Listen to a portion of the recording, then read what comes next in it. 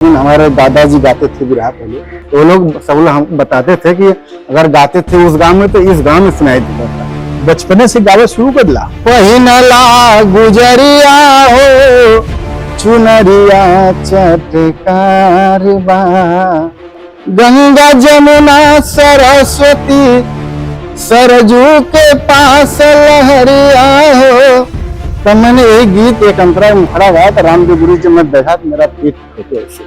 जब एकदम पूरी तरह से गाना गावे लगला तो कब से गावे? शादी ब्याह पे रही और बर्थडे जहाँ जहाँ भी प्रोग्राम मिलता था मैं करता था। तो बंदगी में क्या काम करना आपने? सुभाष राजभर जी हैं जो हारमोनिया वादक हैं, वो अपने रूम में गायकों को बुला करके हारमोनिया लाइन सिखाते थे। मंच पर कहाँ गाए हैं?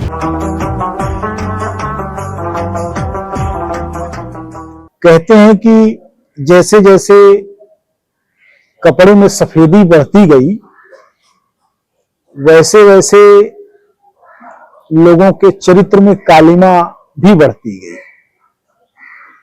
और सफेदी के ऊपर वैसे वैसे काला जैकेट भी बढ़ता गया। जी, तमाम सारी चीजें हैं। एक के साथ दूसरे का जो संबंध है वो बहुत गहरा होता है। ऐसा नहीं है कि केवल राम बड़ा होगा तो रहमान को छोटा ही आप कर देंगे, रहमान भी बड़ा होता है। और ये तमाम सारी चीजें हैं, अभी एक दूसरे के पूरक हैं।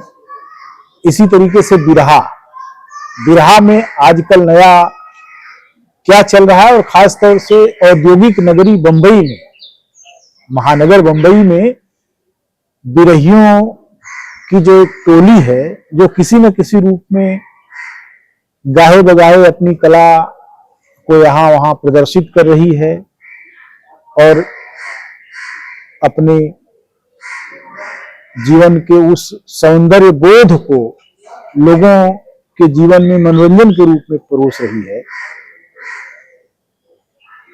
उसमें जो लोग शामिल हैं उनमें से एक युवा गायक छेदीलाल यादव जी, छेदीलाल यादव बंबई के कांदिवली इलाके में मिले हैं। वे बहुत संभावनाशील गायक हैं। आज हम उनसे जानेंगे कि कैसे उन्होंने बिरहा को अपनाया और बिरहा में क्या कर रहे हैं, क्या क्या सफलताएं उन्होंने अर्जित की और क्या क्या योजनाएं हैं। छेदी भाई, आपका बहुत बहुत स्वागत है। पहले तो मैं आपको चैनल को बहुत बहुत धन्यवाद देता हूँ और आपको नमस्कार और प्रणाम करता हूँ कि आपका चैनल बहुत आगे तक बढ़े। धन्यवाद। और जनता का आपको प्यार मिले। आपने बड़ा से लेकर छोट गायक का सबका मान सम्मान करते हैं अपने चैनल के माध्यम से और आगे बढ़ाने का भी काम करते हैं छोट कलाकार। इसके लिए हम भोजपुरी बिरहा लोकगीत गायक छेदीलाल यादव आपको तहे दिल से धन्यवाद देता हूँ। तो हम भोजपुरिया में काहे नहीं बात कर जाए? अपन बताओ कि गांव कौन सा हो? हमार जिला बनारसपरी, अच्छा, ग्राम कुड़ी सत्तनपुर। कुड़ी सत्तनपुर। हाँ जी, वही छन कहते एक कवि जी की गायक रहलन न कौन और? हाँ जी, के रहल, नाम बतावा। वहाँ का एक बंसु खलीफा रहना। उनकर माइयो बिरहा लिखे? ये तो हम ना आपके बता पाए, लेकिन हमारे दादाजी गाते थे बिरहा पहले। अच्छा, का नाम रहल तो दादा? राम खिलावन यादव। अच्छा, अब नहीं है? नहीं, अब नहीं है। अच्छा, तो वहाँ कब जन्म भइल तुम्हारा? हमार 1980 में जन्म भइल। 1980। पढ़ाई लिखाई? पढ़ाई लिखाई 10 तक। अच्छा, कहाँ पढ़ला? बनारस की बम्बई? नहीं, बनारस ही पढ़ी।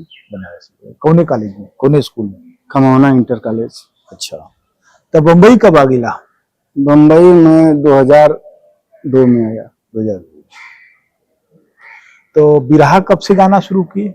बिरहा हमारे दादाजी जब गाते थे, हाँ, पहले तो माई पोइप नहीं रहता था, तो ढोलक हारमोनिया करताल यही पर चिल्ला के गाते थे। तो वो लोग सब लोग हम बताते थे कि अगर गाते थे उस गांव में तो इस गांव में सुनाई देता था। तो बड़ा सधा उधा के गाना पड़ता था। हाँ, तो फिर लोग लाठी लेके दौड़ा भी लेते। सही बात कर रहे हैं, सही बात है। अब इतना व्यवस्था इतना बढ़िया हो गया कि अच्छे अच्छे भाव से कलाकार गा के मार्केट में छोड़ रहे हैं। तो तू बचपने से गावे शुरू कर ला। जी हम बचपन से हमारे दादाजी जहाँ भी प्रोग्राम रहे लेके जाए। अच्छा, हाँ। तो एक दिया उठा दे कि यो गधेला के गवावा हाँ है। तो कौन गाना बचपन में गावत ला? एक बार रामदेव गुरु जी का प्रोग्राम रहा बड़ा गांव में, पप्पू ओसमा रहलन हम लोग के बीच में, इसमें नहीं है। तो हम लोग वहां पर गए थे तो रामदेव गुरु जी गा रहे थे। अच्छा, तो हमारे दादा बैठे थे, हम बैठे थे और 2-4 लोग थे। तो उन्होंने थोड़ा खांसी का शिकायत उनको हुआ रामदेव गुरु जी को। दमा था ही, दमा था हाँ। तो शिकायत आया तो उन्होंने पप्पू को बोला गाने के लिए कि बेटा आप गाइए। तो हमारे दादाजी बात किए थे, रामदेव गुरु से बातचीत होता जाता था, कहीं भी प्रोग्राम रहता है उनका तो वहाँ जाते थे। तो उन्होंने रामदेव गुरु जी से कहा था कि मेरा पोता है, इसको मैं गाना सिखाना चाहता हूँ। तो रामदेव गुरु जी कहें ठीक है, जहाँ जहाँ आप प्रोग्राम करते हैं वहाँ वहाँ उनको बच्चे को लेके जाइए आप। बच्चों जब प्रोग्राम में जाएगा, देखेगा, सीखेगा, पढ़ेगा, तो उसको आप लय धुन अगर बताएंगे अपने लफ्जे में तो समझ में आएगा उसको। तब रामदेव गुरु जी जब खांसी से थोड़ा परेशान हो गए तो वो बैठ गए तो पप्पू को उठाए गाने के लिए। तो पप्पू ने बिरहा गाया और एक लोकगीत गाया। अच्छा, तो हमारे दादाजी बोले कि हमारे बच्चे को भी गवा दीजिए। तो उन्होंने उनका ही गीत में एक थोड़ा बहुत गाता था, गुनगुनाता था, रामदेव गुरु जी का ही गाया। अच्छा, वही गीत मैंने गाया था कि पहिनला गुजरिया हो चुनरिया चटकार बा, गंगा जमुना सरस्वती सरजू के पास लहरिया हो, पूर्ण कैला जग जनक जी थोड़ा बहुत उमरिया हो, चुनरिया चटकार बा, पहिनला गुजरिया हो चुनरिया चटकार। तब मैंने एक गीत एक अंतरा मुखड़ा गाया था। रामदेव गुरु जी मैं बैठा तो मेरा पेट ठोके ऐसे। तो हमारे दादा से कि आप उनको गाना गवाइए, बिरहा गवाइए, ये बहुत आगे तक जाएंगे। तो वहां से हमने सीखना चालू किया। तो हमारे गांव में भी ढोलक हारमोनिया सब लोग मंदिर पर बैठ करके गाते थे, बजाते थे, हर कीर्तन रामायण करते थे। मैं वहां भी जाके रामायण हर कीर्तन करता था। अच्छा, तो हमारे गांव में एक कवि थे अशोक कवि जी, उनकी लेखनी बहुत अच्छी है। अच्छा, तो उन्होंने हमको गाना देना चालू कर दिए। बंसू खलीफा से भी हमारे दादाजी गाना बहुत लिया के रखते थे। और बड़े गांव भाई राम यादव थे गायक, उनका भी गाना। तो वही सब मैं धीरे धीरे उसमें 8वीं कक्षा में पढ़ा था। तो ला करके पढ़ने लगे, सीखने लगे, देखने लगे गाने को। और फिर हमको हमारे के यहाँ एक नदी के तीरे मंदिर है हनुमान जी का, राम जी का मंदिर भी है। वहां पर हर शनिवार को शाम को हर कीर्तन होता था। अच्छा, तो वो हर कीर्तन में मैं जाया करता था।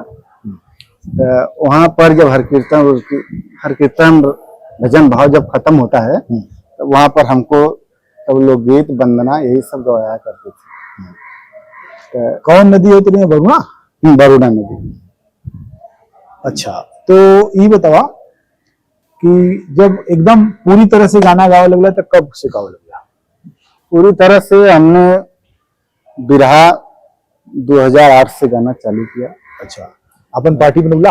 अपना पार्टी खुद था। शादी ब्याह तो रही और बर्थडे जहाँ जहाँ भी प्रोग्राम मिलता था मैं करता था। अच्छा, जौनपुर में भी किया कई बार। और अखाड़ा कौन त्योहार हो? गणेश गुरु का। अच्छा, हाँ। फिर हमारे पिताजी कल्याण में ड्यूटी करते थे, सुपरवाइजर थे। तो उन्होंने बंबई में काम वाम करके रहते थे और हम लोग को वहाँ जब पढ़ाई लिखाई करते थे तो पैसा वैसा भेज के अपना सब बोलते थे कि मैं पढ़ने में ज्यादा ध्यान लगाना। लेकिन तू पढ़ला नहीं? मैं 10वीं तक पढ़ा। फिर हमको जब दादाजी धरा दिए बिरहा का लाइन तो मैं उसमें गुल हो गया। तो बाबू तो आप पिटल उठल नहीं तो है? नहीं, तो फिर बाबूजी हमारे हमको समझाते हैं कि नहीं पढ़ो, पढ़ोगे लिखोगे तो और कोई काम करोगे, बिरहा का कोई ठीक नहीं है, बिरहा गा पाओगे कि नहीं गा पाओगे, पढ़ने में ध्यान दो। तो इसी बीच हमारे पिताजी बम्बई जब आए तो उनका 5-6 दिन आने के बाद इसी कल्याण में रूम पर बुखार आया और वो खत्म हो गए।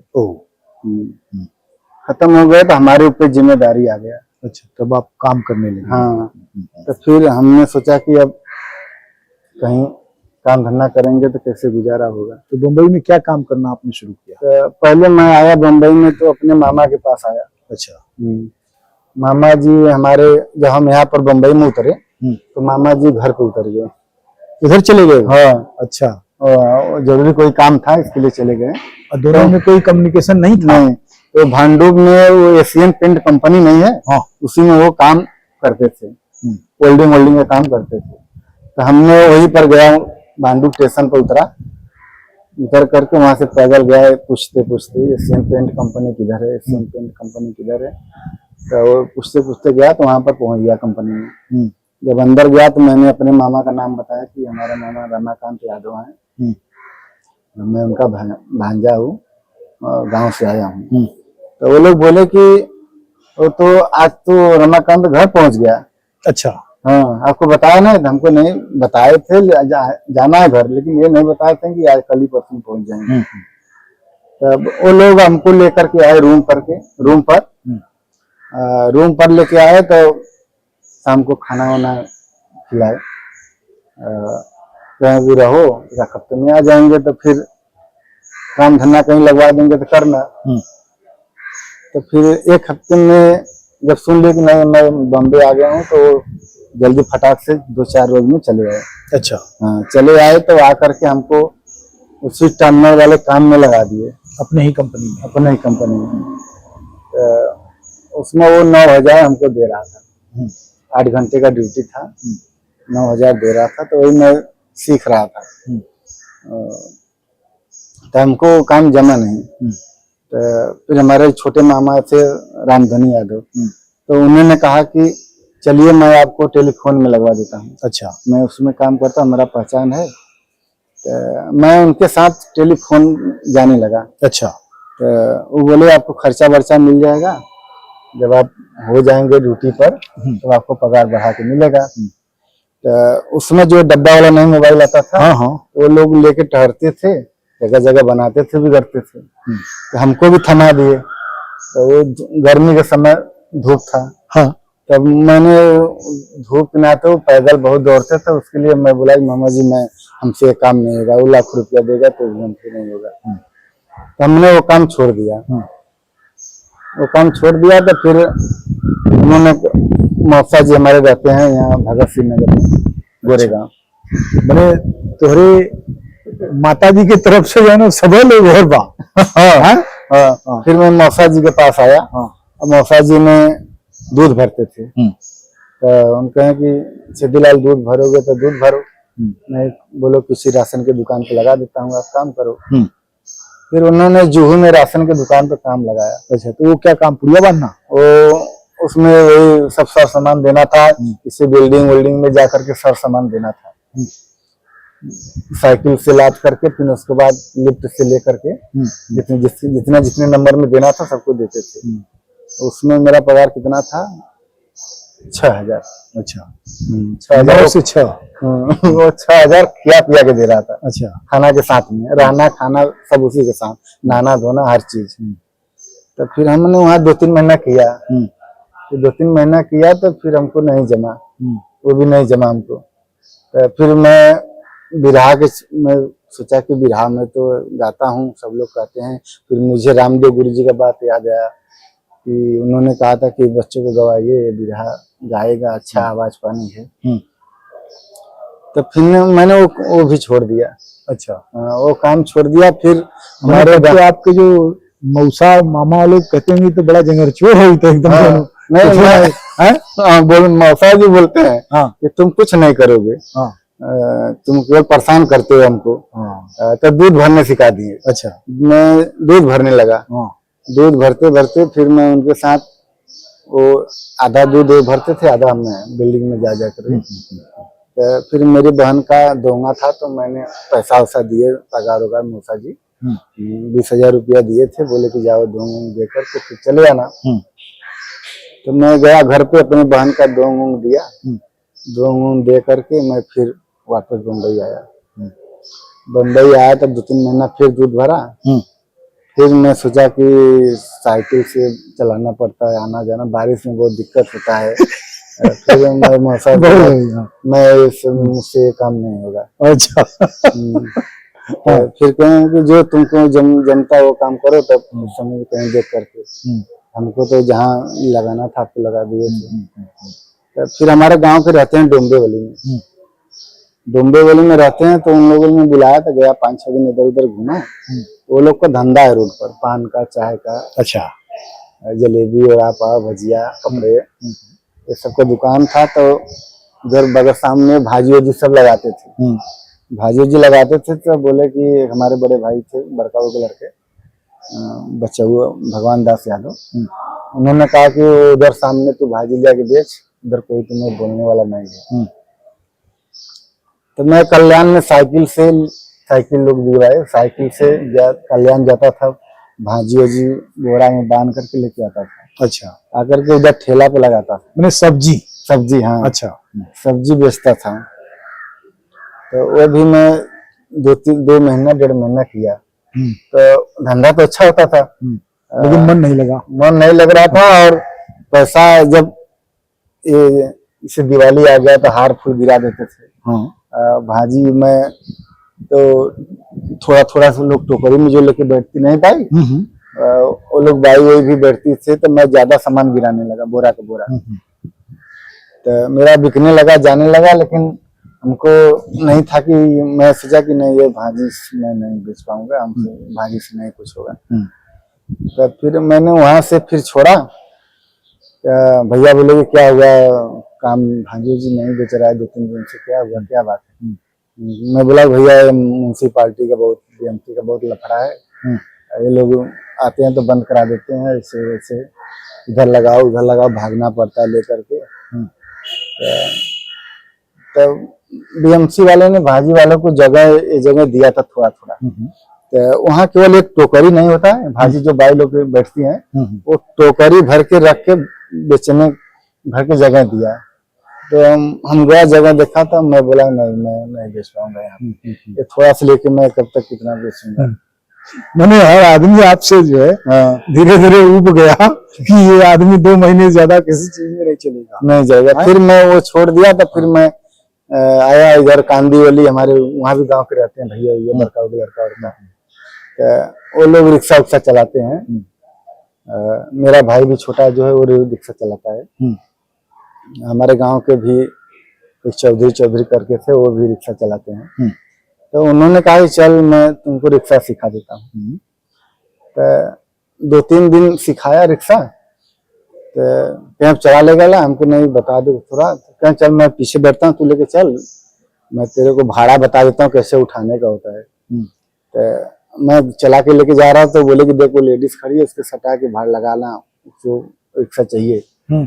तो मैं गया तो उसको सटाना चाहे, तो आगे का पहिया तो निकल गया, तो पीछे का पहिया उसके पैर पे चढ़ गया। अरे बोल, अरे तुम तो मेरे ऊपर गए, रिक्शा कैसे चलाते हो, इतना पाँव नहीं दिखता, मेरे पाँव पे सूजन आ गया, चला दिया। तो वो जो पीछे बैठे थे हमारे भाई, वो बोले कि अरे यार ऐसे चलाओगे तो तुम तो किसी का जान ले लोगे। तो फिर 10 दिन उन्होंने फिर एक हफ्ता रियाज किया मेरे साथ। फिर जब मैं पूरा पक्का चलाने लगा तो मैं फिर रिक्शा चलाना चालू कर दिया। अच्छा, वहीं पर थमे आप? हाँ, वहीं पर थमा। मैं 2 साल रिक्शा चलाया। क्या बात। 2 साल चलाया। तो एक मुरारी लाल यादव करके गायक हैं जौनपुर के, उन्होंने भोला कबीर जी का स्वागत समारोह इसी आश्रम में स्वामी जी के रखा हुआ था। भोला कबीर डगडुआ। हाँ। तो उनके आश्रम में आया तो इंद्रजीत भाई थे, और उन्होंने हमको लेके गया, कहा चलो बट्टी चोखा का प्रोग्राम है आर्य कॉलोनी में, चलो हम लोग खा के तो आते हैं, तो यहाँ फिर गाना बजाना होगा।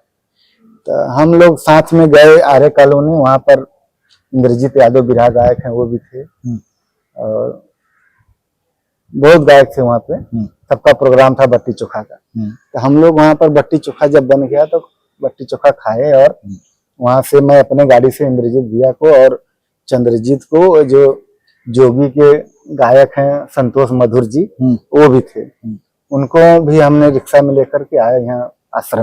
फिर भोला कबीर जी के सम्मान में हमने एक गीत गाया था। तो मैं सोचा कि कौन सा गीत गाऊं, देवी गीत गाऊं या कोई गाऊं, क्या गाऊं। तो मैं सोचा कि स्वामी जी के आश्रम में आया हूं तो स्वामी जी का ही कोई भजन गा दूं। तो मैं आपको एक लाइन बताता हूँ। तो मैंने गाया था, अशोक कबीर जी लिखे थे। तो यही बोल था गाने का। संगीत संस्कार के सिंगार सदगुरु, संगीत संस्कार के सिंगार सदगुरु, चरणों में तेरे दास का संसार सदगुरु। गुरु जी सदगुरु का सब भेद बताए, मिटा के अंधकार नई ज्योति जलाए, नैया भंवर से कर दो बेड़ा पार सदगुरु, नैया भंवर से कर दो बेड़ा पार सदगुरु, चरणों में तेरे दास का संसार सदगुरु। ये गीत मैंने गाया था। तो भोला कबीर जी ने मुरारी को बुलाए और पूछे कि लड़का कहाँ रहता है। गाना तो बहुत अच्छा गा रहा है, आवाज पानी भी सही है इसका। तो मुरारी बताया कि कांदीवली में रहते हैं और रिक्शा चलाते हैं। पहले बिरहा बचपन में गाते थे और उनका पिताजी जब से एक्सपायर हो गए तो बिरहा छोड़ करके फिर अपना रोजी रोटी में लपट गए। तो फिर मुरारी यादव ने कहा कि आप सुभाष राजभर जी हैं जो हारमोनिया वादक हैं, वो अपने रूम में गायकों को बुला करके हारमोनिया लाइन सिखाते थे। तो मुरारी ने बोला कि आप चलिए भाई वहां जाइए, सुबह शाम वो सिखाते हैं, अपना नाम लिखा लीजिए और सीखिए, लाइन बता, गायकी आपकी अच्छी है, अगर लाइन लेन से थोड़ा पकड़ लोगे तो अच्छा हो जाएगा। तो मैंने बोला कि ठीक है। तो फिर मैं गया सुभाष जी के पास, तो उनसे मुलाकात किया और नाम लिखवाया। तो 4 महीना मैंने कंटिन्यू शाम को जाता था, रिक्शा चला के जब आता था 8 घंटा, तो रूम पर से आराम करके 1 घंटा, फिर मैं जाता था वहां से पैदल, थोड़ा दूर पैदल जाता था। पैसे की जो दिक्कत थी, फिर मैं थोड़ा रिक्शा लेता था। तो उनका ईस्ट में पड़ता है, राम मंदिर ईस्ट में, तो मैं बेस्ट तक रिक्शे में जाता था, उसके बाद उतर के उधर से पैदल मैं सीख करके आता था। तो भी पैदल आता था बेस्ट में, फिर वहां से रिक्शा पकड़ के तो फिर मैं आता था, आधा दूरी तक आता था, जहां तक मैं समझा कि मैं अभी यहाँ से पैदल रूम पर पहुंच जाऊंगा अपने, तो मैं उधर ही उतर जाता था। तो फिर सुभाष जी अपने घर में एक हमको कजरी गवाए। तो वहाँ मोबाइल से एक सर्विस है, उन्होंने मोबाइल से रिकॉर्ड किया और सुभाष गुरु जी के चैनल पे डाल दिया। वह कजरी 3 दिना में 90,000 बजा। उसका सुभाष जी का चैनल 100 सब्सक्राइबर थे, उनका उस गाने से 2000 सब्सक्राइबर हो गया।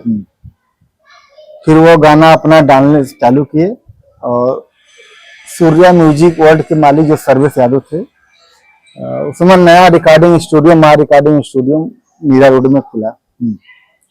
तो वहाँ पे दशरथ यादव, छेदी लाल, हम लोग वहाँ पर ले गए, 3 कजरी गवाए, जो कि वह कजरी रसिया कुमार का लिखा हुआ था। मैंने वहाँ पर 3 कजरी गाया। सर्विस ने उस कजरी को उठा करके अपने चैनल पर डाल दिए। उनका उस समय सब्सक्राइबर 150 थे। तो वह गाना उन्होंने ले गया, फिर राम मंदिर संजय सारू आरबी स्टूडियो है, उन्होंने बोला कि इस गाने का एडिटिंग करना है, मिक्सिंग करना है। तो उन्होंने बोला कि हम बोले ये सब काम नहीं करते हैं, आप कहीं और करा लीजिए। तो फिर उन्होंने वह गाना अपने से एडिटिंग करके मोबाइल से वो डाल दिए अपने चैनल पे।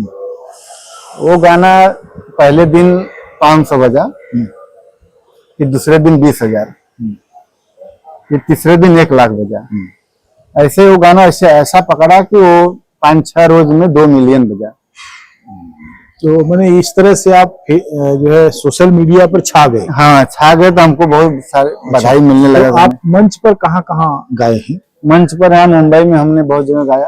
अच्छा, किससे किससे? अभी एक जौनपुर का आए थे, रामधनी यादव करके थे, उनसे गाया।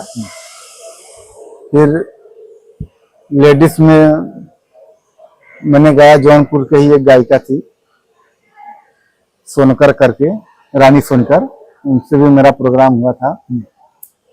फिर प्रोग्राम यहाँ बॉम्बे में इधर उधर, जैसे कि दिवाली आ गया, दशहरा आ गया, प्रोग्राम मिलता था। तो मैं करता था प्रोग्राम। तो एक जगह और प्रोग्राम हमको मिला, तो वो बोले कि, मैं बोला उनको कि भाई 8,000 रुपया लगेगा आपका। तो उन्होंने बोला कि छेदीलाल, हमको तो फोन आता है कि हम फिल्म में गा देंगे, केवल आप व्यवस्था कर दीजिए। तो हमने बोला ठीक है, तो गवा लीजिए। तो सर्विस ने बोला कि भैया आप चैनल खोल लीजिए, ये प्रोग्राम के चक्कर में मत पड़िए, चैनल मैं आपका खोल देता हूँ, आप चैनल पर गाइए, काम करिए, पैसा अच्छा मिलेगा, गाना आपका बजता है। तो उन्होंने हमारे नाम से छेदी यादव ऑफिशियल के नाम से चैनल खोला। फिर उस चैनल पर हमने गाना गाना चालू किया, कजरी, लोकगीत, बिरहा, जो भी। वो सर्विस जी डालना चालू किया, और 2 लाख, 4 लाख, 5 लाख हर गाना जो भी मैं डालता था बजता था। तो मेरा सब्सक्राइबर बढ़ गया, 10,000 हो गया। तो सर्वेश जी बोले कि आपका चैनल अब मोनेटाइज अप्लाई कर दें, हो जाएगा। फिर मेरा चैनल मोनेटाइज हुआ, फिर उससे पैसा डॉलर बनने चालू हो गया।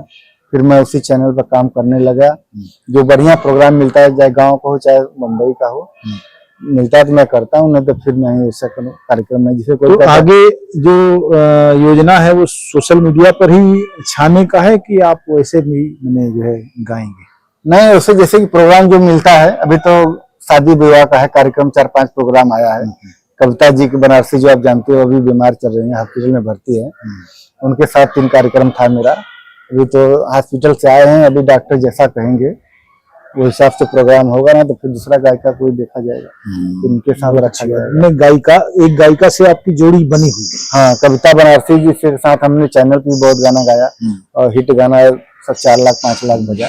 तो जैसे आमतौर पर लोग आरोप लगा देते हैं कि महिलाएं अश्लीलता फैला रही हैं, ये जो जोड़ी बनती है तो उस जोड़ी में भी इस तरह की संभावना रहती है कि कोई गायक या गायिका अश्लीलता फैलाए? नहीं, ये हुआ है सब, ये सब बदनाम करने की साजिश है। ये साजिश कौन कर रहा है? साजिश करते हैं अपने ही लोग करते हैं, बिरहा परिवार से ही सब करते हैं। अच्छा, हाँ, उससे उनको क्या फायदा मिलता है? आगे ना बढ़े।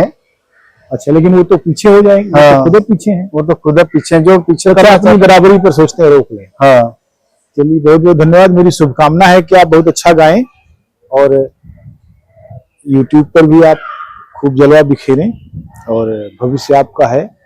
और मुझे लगता है कि अभी 10-15 साल आप मेहनत करेंगे, जम के गाएंगे, तो बहुत कुछ भला हो सकता है। हाँ, आपका भी और बिरहा का भी। बहुत बहुत धन्यवाद। धन्यवाद। ओके। पिया बिन तरसेला हो मोरे मनावा, पिया बिन तरसेला मोरे मनावा, जब जब बरसे सवनावा ना, धूमिल कोरी मोर चुनरिया, बीतल जाला नई उमरिया, हो बीतल जाला नई उमरिया, ढूर ढूर चुएला हो नयनवा, ढूर ढूर चुएला हो नयनवा, जब जब बरसा सवनावा ना। ये गीत मैंने गाया था। जनता का बड़ा प्यार दुलार मिला। मैं यही चाहता हूं कि जनता आपके चैनल के भी प्यार दुलार दे और सब्सक्राइब करे, आगे बढ़ाए, हम लोग को भी आगे बढ़ाए जनता से, क्योंकि जनता से ही सब से आगे बढ़े। जनता जिसको चाहे बढ़ा दिया, जिसको चाहे